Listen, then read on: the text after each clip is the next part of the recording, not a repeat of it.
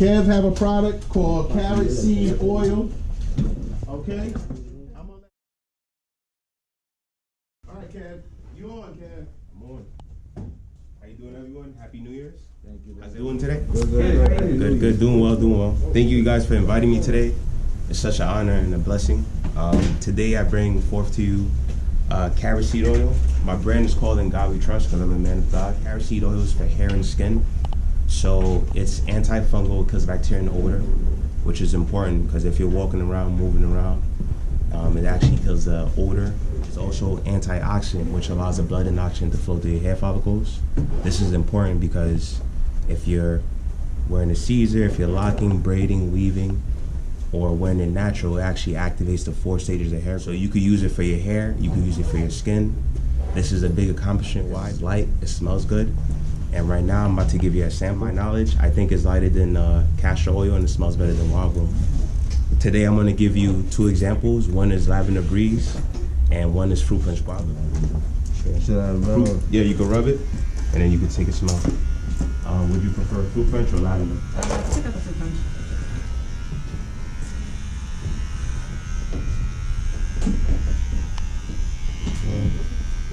Can you elaborate on that a little?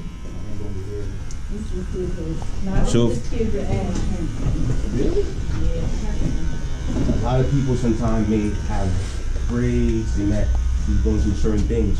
So this will actually expedite the 4 stages of hair growth by it being antioxidant. It allows the blood and oxygen to flow through your hair follicles.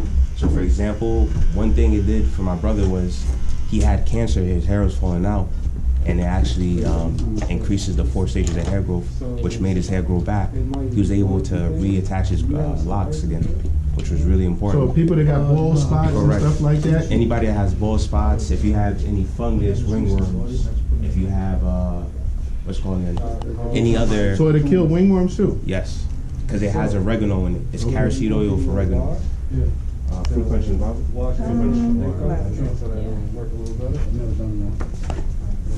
So, if anyone has eczema... Well, that's the next question I was about to ask you. With eczema, it works on eczema too? Correct. This is like, I like to bring something to y'all that y'all ain't gonna normally see, and I need for y'all to be on point with it too. You understand? Because you know certain things. When I heard of the properties, what it does, I said I need for y'all to know about it too. And I ain't gonna keep nothing from y'all. I'm gonna make sure y'all know everything. So Yes. Would have been lit. For a client that suffers from dry scalp, Right. which product would you recommend? I would recommend the carrot seed oil, the unscented one. You can put it directly on the scalp, and then you'll massage it, preferably in the morning and before at nighttime. Nighttime, why? Because that's when the recovery starts. Okay.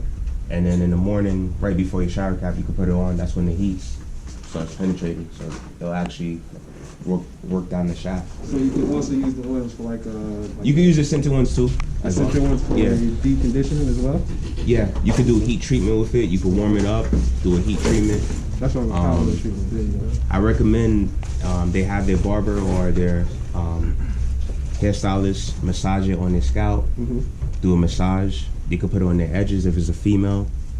I had locks as well too, so this helped me out with my locks, without my locks. When I colored my hair, I had damaged hair, I had dandruff, my hair was stiff. This actually helped my hair return back to its normal stage. Does this work for the beard also, or is it scalp mostly? Right, my mother told me anything I put on my hair, I should be able to put on my skin, and this actually works on both. This is a huge accomplishment. So you can put it on your beard, you can put it on your skin. It has vitamin A, vitamin D, yeah. So you can put it, if you have stretch marks, cellulite. You're not just targeting the hair industry, you're targeting. Right, so this is like health and beauty. Right, so this is huge. This is a commodity. So it's not something that I plan on coming back to get back the bottles. It's something that I'm going to give you more bottles because it's something that helps with people health and beauty and hygiene. Okay, so question about your body relief oil. So for me, I do massage therapy. And with that being said, how much oil would I have to use per client? Like, would I go through a whole bottle, or would I guess I'm trying to say is how is it going to benefit me in the long run as far as like cost wise? Because I mean, I could always go to Costco's or BJ's and get like the generic brands that they use for massage oils, but with you saying that these have like certain properties and great things that So you want to use it, yeah. yeah. So how would I? So if you know, I'll give you an example. You can buy it for wholesale, or you can buy it for retail. This one is. So let's say. I'm gonna ask you in a minute, but if they're 20, you get them for 10.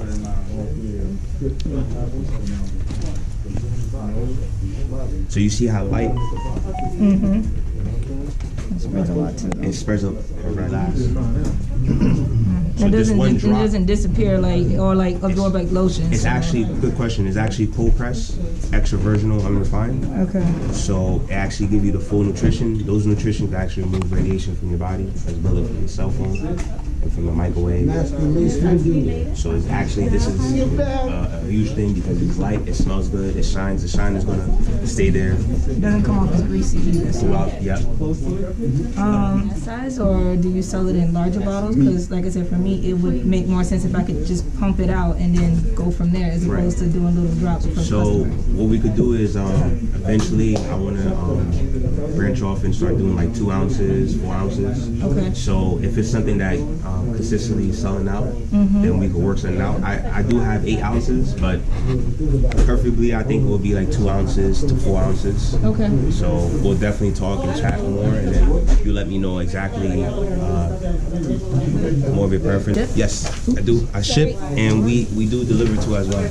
Okay. Yeah. Well, I mean, I'm asking about the shipping thing because I'm gonna be honest, I don't plan to stay in New York. I don't see it being a problem because I'm actually shipping out to, like I said, Jamaica. Okay. I have Okay. people in Montego Bay, Puerto Plata, Okay. Brazil. So this is like a big thing that's going to expand. But I really wanted to spend time here and really hit Queens, Canarsie, Long Island, because those are the areas I grew up in. Okay. And I really want to come back for my people in here too, because sometimes there's not a lot of natural stuff out here. Understand. Everything is resource, manufactured yeah. and processed. The people, Speaking the of last shelf people. life, how long does it last? Expiration date, honestly. Okay. So you could have it throughout the whole time. I just recommend that if you're gonna have it for a long amount of time, just put it in an area where I was it's gonna less ask, light. does it need to be kept cool or out of the sun? It's less light, yeah, if you're gonna have it for long term. Okay. But this is something that people use. So it shouldn't be on the shelf like near a window or like the case shouldn't In the be sunlight. Yeah, yeah. Like, for example, these bottles, it's not a big issue because if it's gonna be used within the month.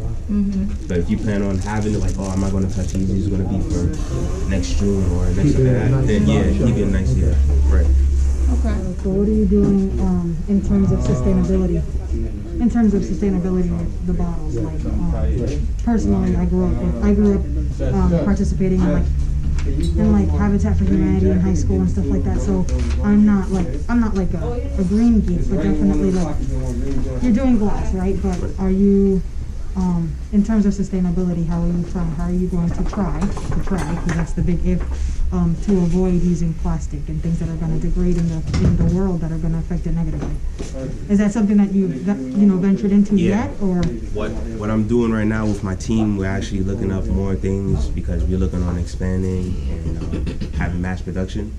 So that's something that we're going to look into because I went vegan for a year, but vegan doesn't mean, people don't understand, vegan doesn't only mean just not eating meat. It's literally, like you said, stop using plastic plates and forks, to I use bamboo paper towels, to I'm actually a gardener too, so I'm providing like tomatoes and peppers for my community. Okay. So I'm all about green, and I'm happy you mentioned that, so I'm gonna definitely take that accountability.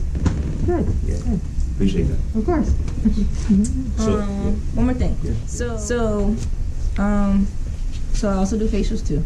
I do a little bit everything. Say I'm doing a facial. When would be the right time to use this oil? Should I heat it up on the face prior to help lift out detoxes and stuff, or should it be something I use after, like a moisturizer, or as a like to seal the face? How would I use it? So I would say use it at the end after you're done taking out everything, doing all the hot towels, and you could actually, I would say, a good friend of mine is called Bentonite Clay. Yeah. Bentonite okay. Clay is amazing. I love it. I actually talk about vegan. I don't even use deodorant. I use lime. But prior to that, I got to detox my armpits. So I use Bentonite Clay with it's called again, apple cider vinegar. Okay. So I use that for my facing time too as well. And I use the oil right after. After he does my haircut, I use my oil too as well afterwards. And let it set on the skin and work its way in. Right. How this works out. How you doing today? She's doing good. Everybody cool. I literally. That's why I didn't get it, but it's like that. But just massage it over. That's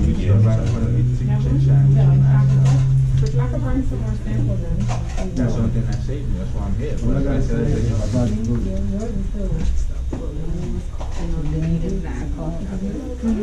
Yeah, I am strong. I didn't have the virus. But I didn't have that virus, so no, I didn't have it. Yo, my daughter would be everybody would be He's vegan too. Yeah, he's vegan too. I have no side of it. I ain't vegan. What are you, Mace? Rasta. That's pescatarian. Okay. Yeah, look like wow. It was very, yeah.